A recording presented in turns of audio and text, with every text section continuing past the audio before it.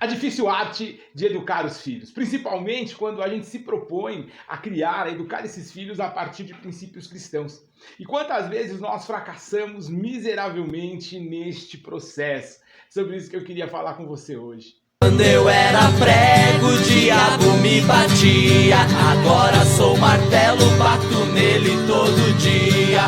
Ao longo desses anos, eu pude conversar, aconselhar, acompanhar a vida de vários jovens e adolescentes das mais diversas classes sociais, culturas e variação de problemas. E a gente vê como, nos últimos tempos, a igreja, não é? Nós pais cristãos, crentes em Cristo, mas eu quero te falar que esse vídeo vale para qualquer pessoa, de qualquer fé, de qualquer cultura, de qualquer religião, porque a palavra crente significa aquele que crê em alguma coisa, aquele que professa alguma coisa. E se nós cremos e professamos, nós acabamos sendo ativistas naquilo que nós acreditamos, não é?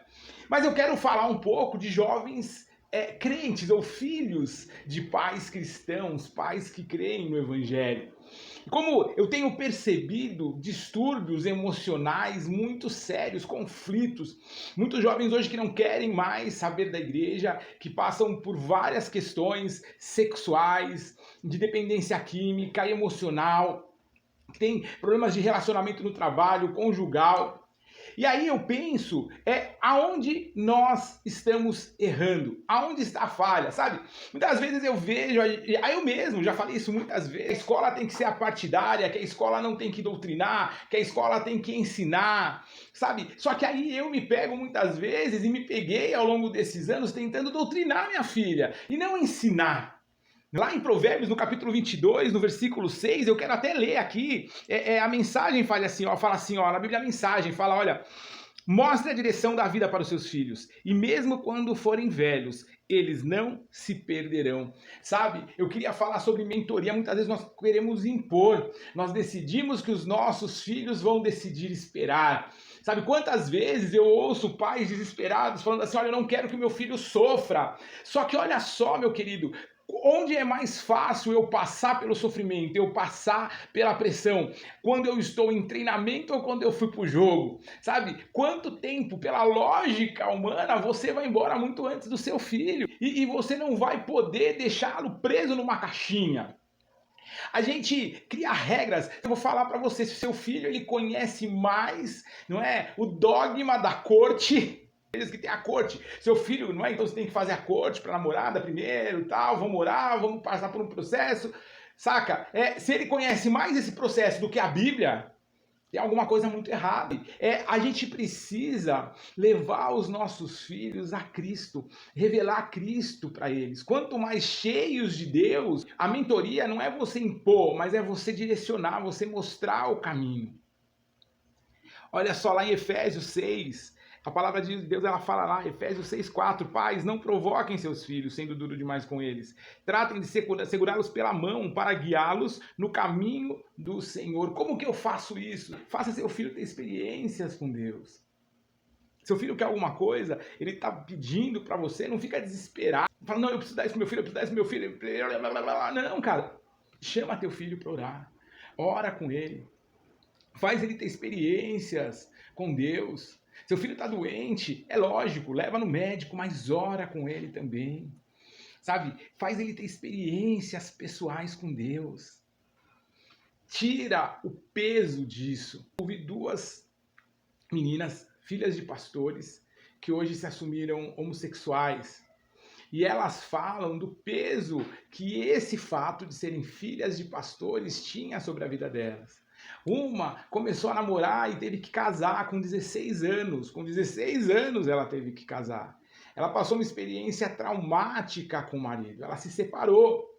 E aí ela conheceu uma outra menina que talvez tenha dado para ela um afeto, um amor que ela nunca experimentou, e talvez não porque esses pais não conseguiam dar esse afeto para ela, ou não tinham esse afeto por ela, ou não tinham esse amor, mas eles foram criando regras, doutrinas, sabe? A gente precisa, e foram colocando o filho numa caixinha. Davi, ele tinha aproximadamente 17 anos quando ele enfrentou Golias. Olha que loucura. E aí ele fala para Saul que antes disso, e algum tempo atrás, ele tinha tido experiências onde ele teve que enfrentar um leão e ele teve que enfrentar um urso, talvez antes dos 14, 15 anos.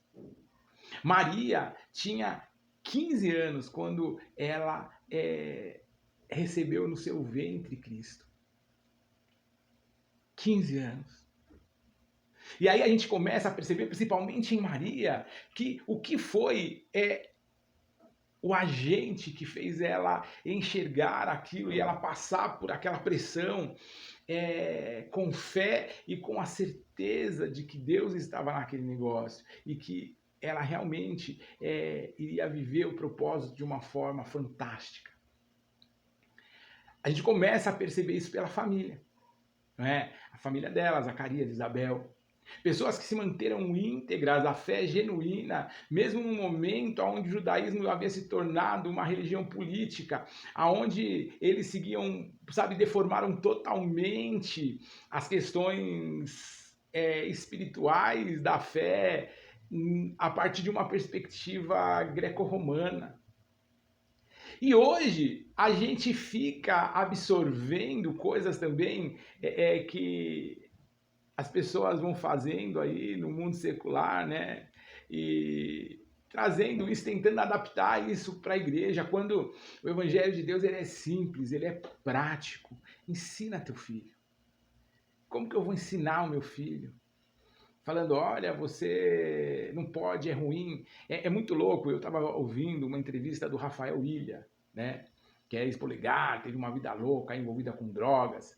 E ele fala, cara, minha mãe falava pra mim, meu, não mexe com droga, porque você vai morrer, você vai sofrer um acidente, vai acabar a sua vida. E aí ele usou a primeira, ele usou a segunda, ele usou a terceira, ele não morreu. E ele falou, mano, o bagulho é muito bom. E minha mãe é uma mentirosa. Saca? No tratamento com dependentes químicos, por exemplo, cara, o que eu sempre falo no primeiro contato com eles, não é que realmente, né, se eles usam aquilo é porque é bom. Em algum momento traz um prazer, traz uma alegria, traz uma sensação boa para eles. Mas e lá na frente? E os desdobramentos disso? Sabe? Um outro problema muito sério nesse processo é a questão da transferência. Sabe? Ah, meu filho, ele é uma bênção, mas ele vive cercado de más influências. Será que o seu filho não é ele mesmo uma má influência? Sabe? Ah, eu faço tudo o que eu posso, mas ele é assim por causa do pai que não tem tempo para ele. E aí o pai não, a culpa não é do tempo, a culpa é porque eu preciso dar tudo para ele. De quem é a culpa então? A culpa é de Deus? Porque se a culpa não é tua, se a culpa não é do teu filho, sabe? De quem que é a culpa? A culpa é de Deus?